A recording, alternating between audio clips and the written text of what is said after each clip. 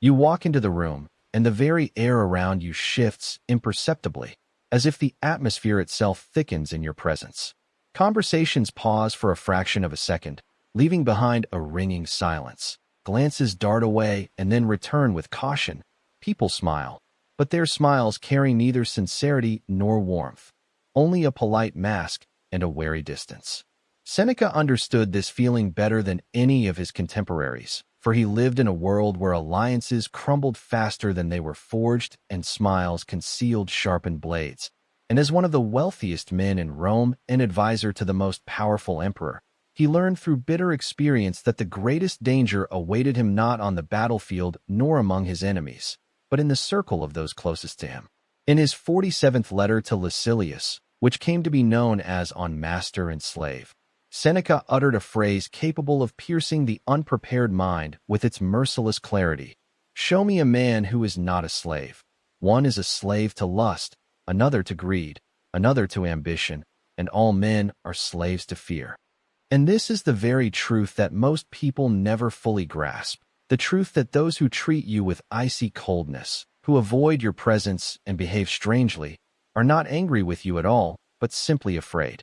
And their fear is born not from what you might do to them, but from what you represent, from the mirror you unconsciously hold up to their own inadequacy, forcing them to admit to themselves that they are weak, that they never dared to live that bold and free life which you live every day and which, like a mocking echo, reminds them of the life they never had the courage to begin. Seneca understood with absolute clarity that a man who lives by his own principles becomes the central figure in any room, because he unconsciously dominates how others exist, demonstrating to them by his own example that freedom is not a myth, but an achievable reality. And it is precisely this reality that cannot forgive him. The people who fear you are not your enemies. They are your mirrors, and they grind their teeth at what they see in you, because that reflection is too truthful and too relentless. So here are the 8 signs, the 8 nonverbal signals that your presence awakens in others a dull, almost animal fear. The first sign, they avoid arguing with you as a traveler avoids a treacherous swamp. They do not challenge you, do not object, do not engage in honest debate, but prefer to agree with everything you say, even when their eyes betray clear disagreement. They fear opposing you because they know you will not back down, that you have thought through every position and are ready to defend it to the end. They sense that you have done the work they never dared to begin, and they are terrified that their emptiness might be exposed at any moment. The second sign, they agree with you too much, covering your every word with a ceaseless stream of nods and assurances that you are right, that your ideas are brilliant, and your plans flawless. But in this stream of words there is neither life nor sincerity, only dry, empty void that betrays their true desire to avoid conflict at any cost, because they are mortally afraid of being proven wrong and exposed as people who lack the courage to follow their own convictions. The third sign, they talk about you behind your back, and their whispers seep through walls while rumors crawl through corridors like shadows afraid of the light. They gather in hidden corners, share their resentment, and unite in their common fear of you, because they lack the courage to tell you the truth to your face, and they convince themselves they are not afraid, that they simply dislike you, that you are the problem, though the truth is simple and merciless. They fear you and are too ashamed to admit it. The fourth sign, they try to interrupt you, talking over your voice, seizing the initiative, steering the conversation elsewhere, because they cannot allow you to finish your thought, knowing that once you complete it, it will become irrefutable and whole, and they cannot handle it. They try to break your rhythm, knock you off balance, but not because they have something to say, because they are panicked by what you might say next. The fifth sign, they diminish your achievements, turning your victories into mere chance, fortunate circumstances, something anyone could have done, and in doing so they erase your efforts, destroy your sacrifices, reduce your labor to something that has nothing to do with you. And they do this only because they cannot admit the obvious.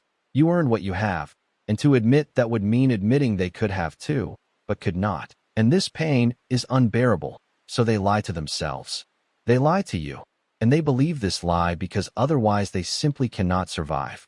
The sixth sign, they do not look you in the eyes, averting their gaze, studying the floor, examining the ceiling, burying themselves in their phones, anything to avoid direct contact, because the eyes are the windows of the soul, and their souls are overflowing with what they so desperately try to hide.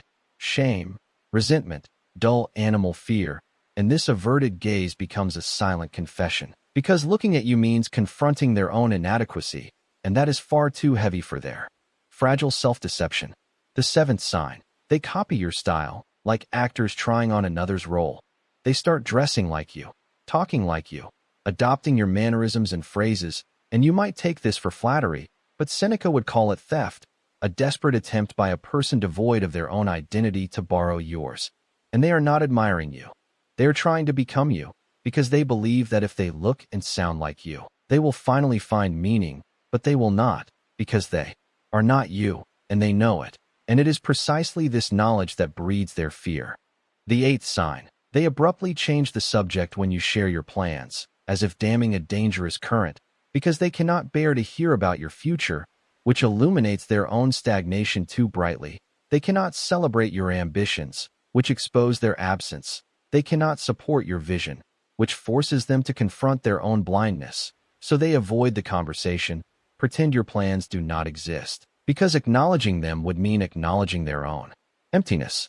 Seneca, that unshakable Stoic, warned of all this. He wrote of the dull fear that lurks behind these manifestations, of people who have become slaves to their own weakness and imprison themselves in prisons of their own making, and now cannot bear the sight of a free man because he reminds them too much of their own chains, and you become the living, irrefutable proof that freedom is possible, and that is the one thing they cannot forgive you.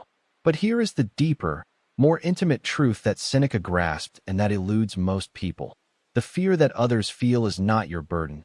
It is their cross, their projection, their own reflection, and you bear no responsibility for their fear, their discomfort, their inability to handle your presence. You are responsible only for living your truth, standing by your principles, and remaining the man you were meant to be. Seneca would advise you never to use this fear as a weapon against them, not to manipulate it, not to exploit it, not to turn it into a tool of oppression, because that would make you no better than those around you. Instead, use it to create distance, to protect your own boundaries, to preserve the space that shields you from people ready to destroy your freedom.